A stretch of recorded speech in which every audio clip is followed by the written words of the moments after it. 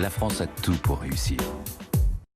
Votre rendez-vous vous éclaire sur les meilleurs placements avec placementdirect.fr. Placementdirect.fr, expert de l'assurance vie en ligne.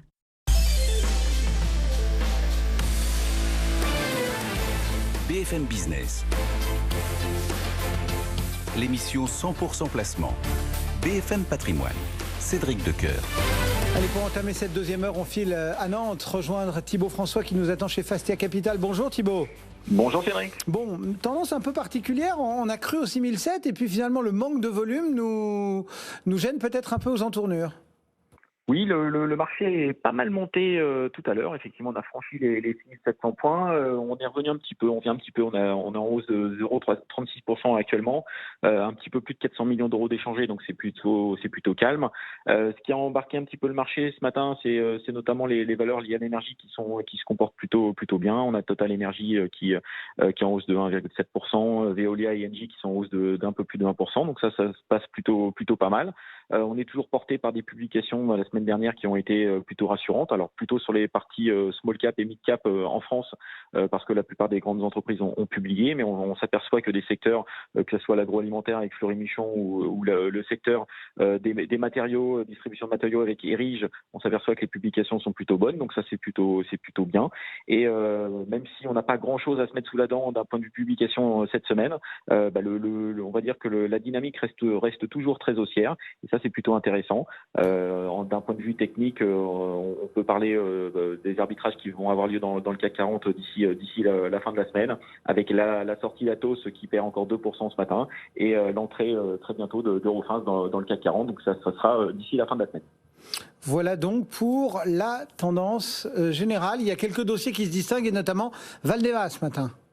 Oui, forcément, on est obligé de parler de Valneva ce matin. Elle a fait l'actualité ces derniers mois avec le contrat important au Royaume-Uni, notamment la fourniture de 100 millions de doses. Donc ce contrat a été annulé ce matin. On l'a su de bonne heure ce matin. Donc c'est bien sûr la douche froide pour la biotech franco-autrichienne. Valneva perd 30%, elle en perdait 40 tout à l'heure, donc ça se reprend un tout petit peu. A priori, le contrat a été annulé pour manquement à ses obligations de la part de Valneva, qui conteste fermement ces insinuations. Maintenant, ce qu'il va falloir faire pour Valneva, et ça va être l'enjeu dans les prochaines semaines, déjà, c'est d'avoir les résultats de la phase 3 qui sont attendus, on va dire, début du quatrième trimestre. Donc, on pourrait avoir ça d'ici 15 jours, 3 semaines.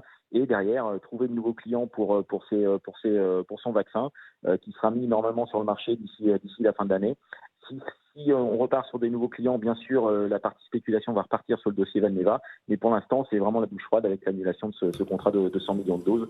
Donc, l'actualité va être encore très riche d'ici la fin d'année sur le dossier Valneva. Voilà donc pour ce gros dossier ce matin. Et puis un petit mot aussi des pétrolières que vous suivez. Oui, tout à fait. Les pétrolières, on va dire, réagissent plutôt bien ce matin. On a le pétrole qui est autour de 73,50, notamment avec des difficultés d'approvisionnement en pétrole un petit peu partout en Amérique du Nord. Et donc, toutes les valeurs pétrolières rebondissent ce matin. On a Total Energy, j'en parlais à l'instant, qui reprend 1,7%. On a Technip qui gagne un peu plus de 2,5%. Toutes les valeurs liées à l'énergie en règle générale sont plutôt bien orientées. On a même Vallourec qui gagne un peu plus de 2%.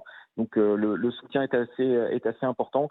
Il faut savoir que le secteur pétrolier est très en retard par rapport à la dynamique qu'on a vue sur la partie matières premières ces dernières semaines, ces derniers mois. Très peu de rebonds. Est-ce que c'est dû aussi aux critères ESG qui sont de plus en plus importants dans la partie fonds? En tout cas, le secteur est très en retard et les valeurs sont très mal valorisées en bourse actuellement, et c'est notamment le cas pour Total Energy. Merci beaucoup d'avoir parcouru le marché pour nous. Thibaut François donc en ligne depuis Fastia Capital ce matin, et le marché parisien qui reste pour le moment ancré en territoire positif, plus 0,36, 6687 points. Dans le reste de l'actualité, le plan de Joe Biden, élément crucial de sa politique, prévoit une enveloppe